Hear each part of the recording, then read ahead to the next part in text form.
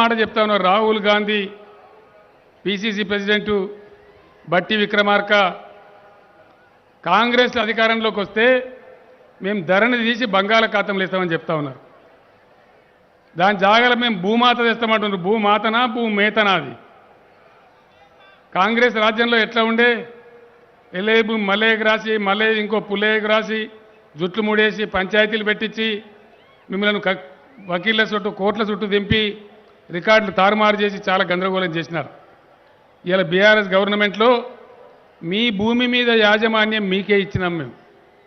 మీ బొటనవేలు పెట్టకుండా, మీ బయోమెట్రిక్ లేకుండా మీ భూమిని మార్చే అధికారం ఇలా ముఖ్యమంత్రి కూడా లేదు. మీ చేతుల్లోనే ఉంది. మరి మీకు ఇచ్చిన అధికారాన్ని మీరు ఉంచుకుంటారా, పొడగొట్టుకుంటారా? దయచేసి మీరే ఆలోచన చేసుకోవాలి. నేను ఒక్క మాట చెప్తా ఉన్నా, మేము రైతు బంధు పంపిస్తూ ఉన్నాం. మీకు ఎట్లా వస్తూ ఉంది రైతు బంధు? ఈరోజు మీకు ఎంత భూమి ఉన్నదో అంత భూమికి మేము హైదరాబాద్లో డబ్బులు వేస్తే ఒక్క రూపాయి తరుగు లేకుండా, మీరు ఇంటికెళ్ళి కాలు బయట పెట్టకుండా, కడుపులో చల్ల కదలకుండా, ఎవరికి ఏకైనా లంచం ఇవ్వకుండా మీ బ్యాంకులో వచ్చి డబ్బులు పడతా ఉన్నాయి. మీ సెల్ ఫోన్లన్నీ టింగు టింగుమని మోగుతూ ఉన్నాయి. మీరు బ్యాంకులో చూసుకుంటే డబ్బులు ఉంటా ఉన్నాయి. మీరు పెట్టుబడికి వాడుకుంటున్నారు, మంచి పంటలు పండిస్తున్నారు. దయచేసి మీరు ఆలోచన చేయండి. నేను మిమ్మల్ని కోరుతున్నా, ధరని తీసేస్తే మళ్ళీ రిజిస్ట్రేషన్లు పాత పద్ధతేనా? మళ్ళీ మ్యుటేషన్ కావాలి, పట్టా కావాలంటే మళ్ళీ ఏడాది 2 ఏళ్ళు తిరిగానా? ఏమవుతుంది? ధరని తీసేస్తే రైతు బంధు డబ్బులు ఎట్లా వస్తాయి ఆయన చెప్తున్నాడు. మళ్ళీ 24 కాలమ్స్ పెడతాం పాస్బుక్లో, మళ్ళీ పటవారీలను తెస్తాం, విఆర్ఓలను తెస్తామని చెప్తా ఉన్నారు.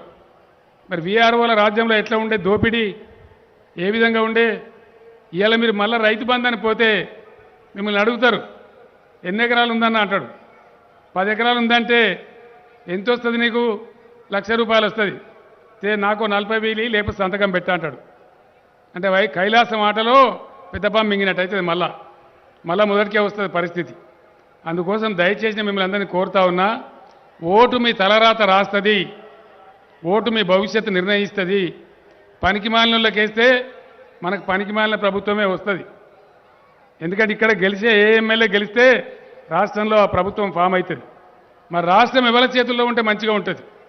రాష్ట్రం ఎవరి చేతుల్లో ఉంటే దీని భవిష్యత్తు బాగుంటుంది. ఎవరు ఉంటే పేదల సంక్షేమం చూస్తారు, ఎవరు ఉంటే రైతుల కోసం దండలాడతారు.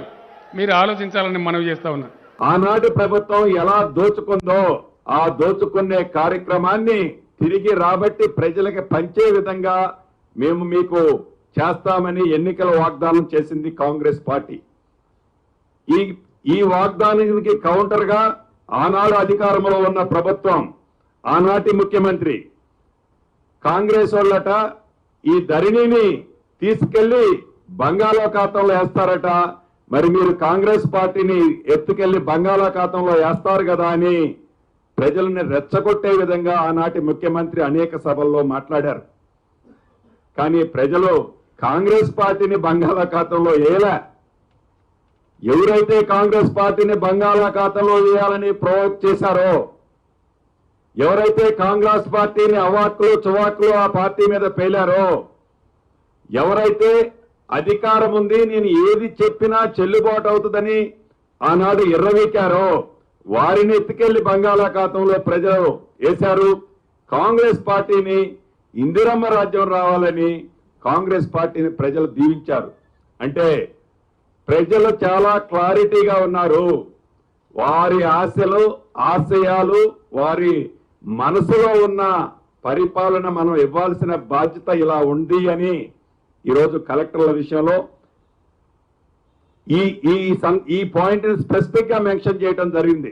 ధరణికి సంబంధించింది బంగాళాఖాతం అనే ఐటమ్ ని ఎందుకంటున్నామంటే ఈ ప్రభుత్వం ఎంత చిత్తశుద్ధితో ఉంది, ఈ ప్రభుత్వం ప్రజల పక్షాన ఎలా ఉంది, ఈ ప్రభుత్వం ప్రజలకు ఇచ్చిన వైద్యం, ఆరోగ్యంతో పాటు విద్య, ఇతరత్ర కార్యక్రమాలను చేపట్టే దాంట్లో ఎలా ఉంది అనేది స్పష్టంగా ఈ ప్రభుత్వం యొక్క ఆలోచనల్ని ఈనాడు ఐఏఎస్, ఐపీఎస్ అధికారులకి స్పష్టంగా మా గౌరవ ముఖ్యమంత్రి గారు, మిగతా సహచర మంత్రులు కూడా తెలియజేయడం జరిగింది.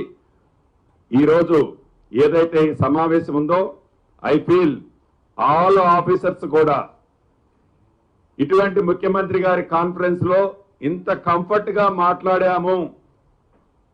మాట్లాడగలుగుతామేమో అని వాళ్ళు అనుకొని ఉండుండరు. కానీ ఇవాళ వాళ్ళు చూసిన తర్వాత ఈ ప్రభుత్వం ఎంత ఫ్రెండ్లీ ప్రభుత్వం, ఈ ప్రభుత్వం ప్రజల పక్షాన ఎలా ఉంది, ఈ ప్రభుత్వం ప్రజల కోసం ఏం చేయాలనుకుంటుంది, ఈ ప్రభుత్వం యొక్క ఆలోచన ఈనాడు ఉన్నతాధికారులందరూ చాలా స్పష్టంగా అర్థం చేస్తారు.